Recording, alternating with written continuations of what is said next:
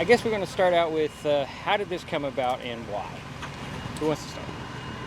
Boy, how it came about was a handful of years ago. We found out, stumbled across grant opportunities that PUD1 was aggressively going after that we were able to help on. And when we were able to help on it, I asked Kristen and PUD1 if we get the grant funding, would there be opportunity to work in firefighter live fire training with the home that would have to go away so that the water towers could be established. And Kristen was like, absolutely. And then what? 18 months later, Yeah. it was like, we got the grant funding. And it was like, oh my gosh, this is going to happen. So a year later, here we are. Okay, Kristen, what was this house for the Peds? So we purchased this property from Mr. Daly. So we called it the Daly property for a long time. So Mr. Daly lived here with his family and all his grandkids. And we purchased the house from him about 10 years ago, knowing that this would be our future utility campus. So we've built a substation on the east end of this campus, and eventually we will build 2 gigantic water storage facilities here on the west end where the house sits. So this house will be demolished here in the next few months, and we wanted to make sure that we got like another layer of really good public benefit out of this house. And so letting Fire District 6 and the surrounding fire departments come in and use it for training seemed like the logical next step for it before it was demolished. So how many firefighters do we have here today? We're pushing 25, 30 firefighters. Chief Wheelander from West Mason, Hoodsport Fire, Chief Michael Sexton and his firefighters are here. And to have this live fire training, we don't get it a lot here in Mason County. We normally have to travel up to North Bend to the Washington State Patrol Fire Academy. So for that opportunity to do this locally and for us to train our own people while we do it is priceless. And I'll turn it over to Chief Wheelander, who led a lot of our live fire instruction today. Chief? You know, the cool part about all of this is, you know, especially in the volunteer fire service, a lot of times, you know, we get there kind of late in the game and we're putting water through windows and we'll go in and overhaul. But to be able to go in and show guys how to properly use water, how little you can really do to cool things down, you know, without using a ton of water, without using 20, 30,000 gallons. And then get them used to some heat, get them in there so they're not afraid of it. You know, our turnouts they're rated to take, you know, some pretty significant heat, far more than our skin is. But when you're a young kid, 18 years old, even if you went to the academy, you know, you put you in a room with fire rolling over your head and it's a little unnerving. And so we teach them to deal with that. And Chief Volk and I have actually worked together over the years on several fires, and between the two of us, it was actually a lot of fun to put together some old memories, and we told a bunch of stories early in the day. But the burn itself went really, really well. Boy, the kids learned a ton. I know we had 8 of our guys here. I wish we had more time. I wish we could have brought more of the volunteer districts in. But it is what it is, and these guys all got a great experience, and you can't buy it. So it was good. So this being a 2-story house, what kind of challenges does that make as a response in training for these guys? Well, you got to make sure you burn it in the right order, because if you start on the bottom, you don't have much of a top. But otherwise, I mean, it's very representative of most of the houses in Mason County. You know, there's a lot of 2-story split level, the stuff that was all built in the 70s, early 80s. You know, this is going to be what it is, and so it was good. In preparing this site, I noticed you guys were out here. I came out here on Tuesday, I think, and you guys were here. What did you have to do to get this thing prepped for this exercise? Yeah, Kristen and her team did a ton of work. Kristen did so much work with the state of Washington administratively, had to work with the Pollution Control Board, had to get a demolition permit, a ton of administrative work. So we thank Kristen to do that for us. And then we had to make preparations on a huge checklist on our NFPA 1403. There's a huge standard to make it safe, because this is a very dangerous training exercise. So there's a significant process on that to entail. And I want to give a lot of credit to our Deputy Chief, Cody Daggett. He did a lot of work so that we could have this training day. So thank you to our Deputy Chief. And really emphasize the partnership. Yeah. TUD1 giving us this opportunity. 25 years ago, these things are not happening in Mason County. We have come so far as a county, and PUD1 thinking about us like this, man, it is such a good time to work in Mason County, and thank you so much. Absolutely. I was just saying the same thing. You know, we have Joe Schmidt here from MaceCom, and I feel the same way. Like right now, there's a lot of us administrators in the public sector that we have these relationships and friendships that kind of go beyond just the day-to-day. We hang out outside of work. We meet once a month, and we will have coffee together. We will have a beer after work and commiserate on a tough week. You know, we get along really well, and I think that synergy is really good for Mason County, because Absolutely. we're just organically saying, hey, what have you got going on in your area? I'm working on something cool. Do you want to partner with me on that?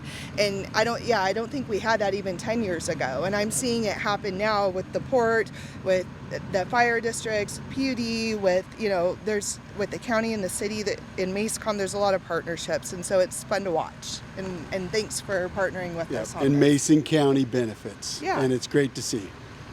So when you're planning your exercise, who does the planning to do this, or is there just a book When we that you plan follow? the exercise, the fire districts need to plan it, and it takes a lot of resources to do this. So once Kristen got the administrative portion done and we got permission from the state to do it, then the local fire districts, we have to start bringing all of these resources forward, and there's a lot of redundant safety measures. That's why you see all these fire trucks. We have to bring so many thousands of gallons of water to the property. Then we have to have all these redundant resources for response, because no resources can leave the property once we start the event. So it is quite an undertaking. So it took West Mason and Hoodsport and District 6 to pull this off. It would not have happened without all three organizations really dedicating a great portion of their assets to today's training.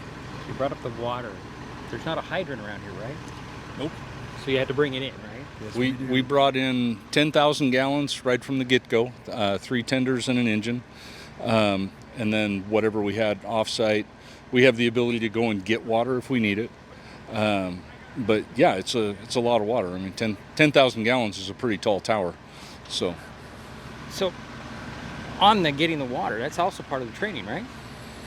yeah, if it comes down to that, the guys need to be able to go out and put the suction into a pond or off the hydrant or however they're going to do it, and that's all good training too.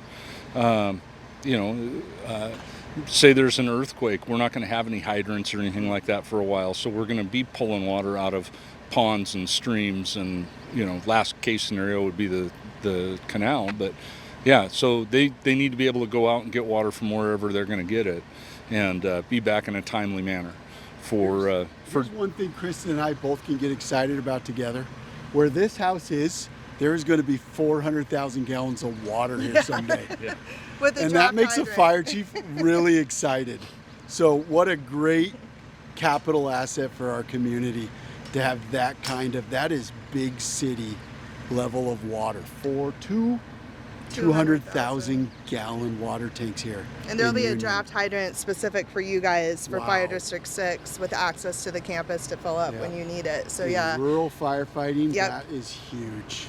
that was part of our long-term strategy when we were developing the campus. Like, how do you add that extra layer of fire suppression, wildfire protection as you're building, because people are building out into the wild urban interface areas.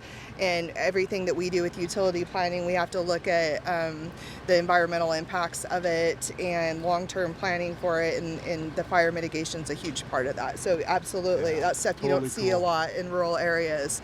But it was important as we're planning for the next 20 to 50 years in Union, what are the needs for that? And the water, that was definitely part of it. In the training exercise, I mean, you talk about putting out the fire. What about a search and rescue of a smoke-filled building? Is that part of it? It's an element, yeah. Really, it's when Chief Wheelander's in there with those students, our firefighters, it's acclimating to that zero visibility environment. Today it was more so about putting out fire, but we have other trainings where it's exclusively about searching. But today it was about, we wanted to just put fire out because we had so many fire rooms. This house is so big. We had 6 fire rooms. It's incredible. So we were just like, we're putting out fire because we don't get this opportunity a lot. So it was just a day of putting out fire. So it was just emphasizing that in our training objectives, that we do a lot, but that zero visibility is always just using those other senses. So yeah, but other trainings, especially because we don't get to do a lot of live fire, we have a lot of other time to work on search and rescue, things like that. But today was just fire suppression, fire extinguishment. So what's the next step here today? What are you doing next? Well, we're picking up right now, Gonna And- eat some lunch. and then we're gonna have a little lunch, and then we are going to we're gonna burn this house down. We're gonna burn it down, Yeah. Vidic. Yep. We're gonna practice defensive evolutions. Yep, that's what we're gonna do. We're gonna put water on it from the outside to kind of show what we can do, with water from the outside. Yeah. Defensive tactics. Yeah, it's been a good house. The PUD's had engineers stay here, out of town contractors stay here as we needed it. It's been a good house, and we're excited that we get to use it for this training, but it's time to burn it down. Identify yourselves and tell me what you learned today.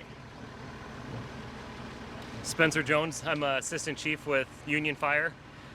Today's always a good opportunity to be able to burn down a house because you get to see a bunch of different fire dynamics and stuff in a controlled atmosphere. And it's not a life safety thing. It's a matter of getting to see what could happen at 2 a.m. when you get the call and have to jump out of bed real quick. Byron Norm, West Mason Fire. Really the biggest thing today was our volunteers at West Mason that don't get a lot of those opportunities to get in and be around live fire, getting them in a controlled environment where they can practice those skills, so when the time comes and they really need to use those skills, it's not the first time they saw it. So it was a great event today, and we couldn't ask for a better host from District 6 and PD 1. But we got a lot of good knowledge out today, and we're very thankful that we were asked to come out and help. Anything that you guys learned that you weren't expecting? 'Cause you're in the upper echelon of training, but from your volunteers underneath you, anything that surprised you? I was really happy with everybody out here and the skills that they've learned in the Mason County Fire Academy. Most of these people went through our own in-county fire academy, and even though some of them it's been a while, they picked it up, they took feedback, they improved, and it was a really good day. And it really shows how important it is to give our people the opportunity to go out and excel, because they do come through when we need them. Anything? Yeah, like Byron said, it's a fantastic opportunity for everybody to come out and get some real world experience. It's not often you get to burn real wood in a real house with real life scenarios where there's rooms. We've all been up to North Bend for the State Fire Training Academy, and we all know what that building's laid out like. I could do it with a blindfold on. But you come into a building like this, do our walkthroughs and our 1403 safety checks and stuff, but then actually being up the stairs and crawling around with smoke and not being able to see in a real life scenario it's invaluable. You can't beat it.